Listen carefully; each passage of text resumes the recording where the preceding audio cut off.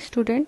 आज हम अपना न्यू चैप्टर स्टार्ट करेंगे जो कि है चैप्टर नंबर 2 और जिसका नाम है आकृतियाँ और कोण। तो हमारे इस चैप्टर में हम डिफरेंट आकृति और उनसे वो अलग क्यों होती हैं, ये सब किस लिए होता है, हम इन सब के बारे में पढ़ेंगे। तो स्टार्ट करते हैं। हमारे लेसन में जैसे स्टार्टिंग में दिया है कि दो बहनें हैं जिसमें से एक का नाम रोहिणी है, दूसरी का नाम मोहिनी है। ये दोनों बहनें जुड़वा हैं और उनको एक साथ काम करने में बहुत ही मज़ा आता है। तो तभी उनकी एक तीसरी फ्रेंड आती है जो शीला। वो उनको कहती है भी चलो हम एक गेम खेलते हैं। इस गेम में करना क्या है कि रोहिणी और मोहिनी दोनों एक एक आकृति बनाएंगी, लेकिन वो एक दूसरे को अपनी आकृति दिखाएंगी नहीं। ठीक है। तो जो रोहिणी है उसको शीला कहती है कि तुमने एक 6 भुजाओं वाली एक बंद आकृति बनानी है। 6 भुजा यानी कि ये जैसे यहाँ पे ये आकृति जो रोहिणी ने बनाई है वो इस तरीके की आकृति बनाई है उसने, ये जिसमें 6 भुजा है, ये 1 2 3 4 5 6। ठीक है। और जो उसने कहा है कि मोहिनी ने भी 6 भुजाओं वाली एक बंद आकृति बनानी है, बट उन दोनों ने आपस में देखना नहीं है। तो जो मोहिनी ने जो आकृति बनाई वो ये बनाई। तो जब उन दोनों से शीला ने दोनों की आकृति देखी तो उसने पाया कि मोहिनी के द्वारा बनाई गई आकृति रोहिणी के द्वारा बनाई गई आकृति से अलग थी। वो फिर से उसको एक अटेम्प्ट करने के लिए कहती है कि एक बारी फिर से ट्राई करो। तो वो मोहिनी फिर से ट्राई करती है और जो वो दोबारा आकृति बनाती है वो ये वाली आकृति बनाती है। अब इसकी भी भुजाएं 6 हैं और ये भी एक बंद आकृति है। तो अगर हम इसको उन्होंने माचिस की तीलियों का प्रयोग करा, अगर हम भी माचिस की तीलियों का प्रयोग करें तो ये कुछ इस तरीके से बनेगी, जिसमें ये 6 जो माचिस की तीलियाँ हैं अगर हम इनको इस आकृति की बुझाएं समझ लें तो ये कुछ इस तरीके से बनेगी। जैसे जो रोहिणी ने जो आकृति बनाई वो इस तरीके की आकृति थी और जो मोहिनी ने जो 2 आकृतियां बनाई थी वो इस तरीके थी। तो आप देख रहे हैं कि ये दोनों आकृतियां जिनमें 6 भुजाएं हैं और तीनों आकृतियां ही बंद हैं। तो अब आपको ये पता होना चाहिए कि बंद आकृति और खुली आकृति क्या होती है।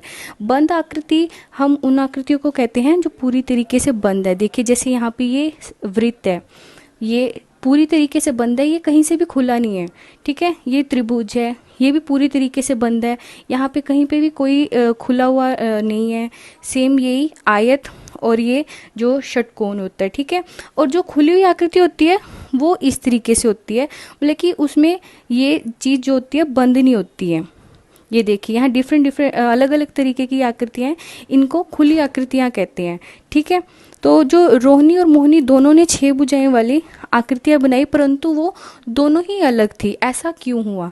ऐसा इसलिए हुआ जो ये हमारी जो तीलियाँ थी इनके बीच में जो ये कोण बनते हैं, तो इन कोनों की वजह से हमारी जो आकृतियाँ थी वो दोनों बार ही अलग बनी। अब ये कोण क्या होते हैं?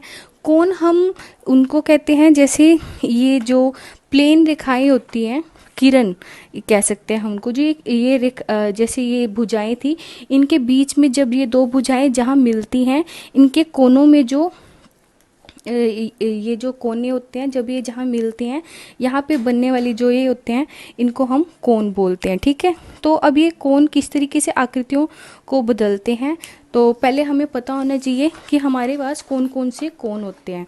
तो हमारे पास निम्न जो हमारे कोण हैं वो इस तरीके से होते हैं। अगर जो 2 भुजाएं हैं वो एकदम सीधी हैं, ठीक है, और जो ये कोने पे जो ये बनने वाला कोण होता है उसको हम 90 डिग्री का कोण बोलते हैं। ठीक। और इसको हम बोलते हैं समकोण। ठीक। अब यहाँ से ये 0 से स्टार्ट होकर ये 90 डिग्री है। अगर ये वाली भुजा 90 डिग्री से थोड़ा झुक जाए, थोड़ी अंदर की तरफ हो जाए, यहाँ पे अगर 0 है, अगर हम यहाँ पे मान रहे हैं कि ये 0 डिग्री है, तो ये अगर 0 डिग्री की तरफ थोड़ी झुक जाए और 90 डिग्री से थोड़ा कम हो जाए तो इस कोण को हम क्या बोलेंगे? न्यून कोण, क्योंकि ये 90 डिग्री से कम होगा। फिर इसके बाद जो कोण बनता है जो 90 डिग्री से अधिक होता है 0 से, और ये 90 डिग्री से अधिक होता है, इस कोण को हम बोलते हैं अधिक कोण, जो कि 90 डिग्री से अधिक होता है। ठीक है। तो ये 3 तरीके के कोण होते हैं।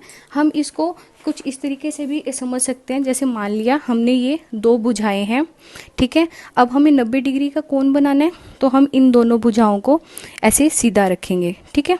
तो ये हमारा बना पहला, जो यहाँ पे बीच में जो ये कोण बनेगा, ये बनेगा हमारा 90 डिग्री का कोण या फिर समकोण। अब हम इस वाली भुजा को 0 डिग्री की तरफ थोड़ा सा अगर झुका दें, तो ये हमारा बनेगा न्यून कोण, जो कि 90 डिग्री से कम होगा, ठीक है। अब इस भुजा को हम थोड़ा 0 से दूर कर लें, 90 से, इस तरीके से अगर हम इसको खोल देंगे, तो ये भुजा हमारी बने, ये हमारा कोण जो इनके बीच में जो एक कोण बनेगा वो होगा हमारा अधिक कोण, जो कि 90 डिग्री से अधिक होगा, ठीक है। तो अभी हम इन 3 कोण के बारे में ही पढ़ेंगे, क्वेश्चन हम अगले लेक्चर में सॉल्व करेंगे, ठीक है बच्चों। Thank you.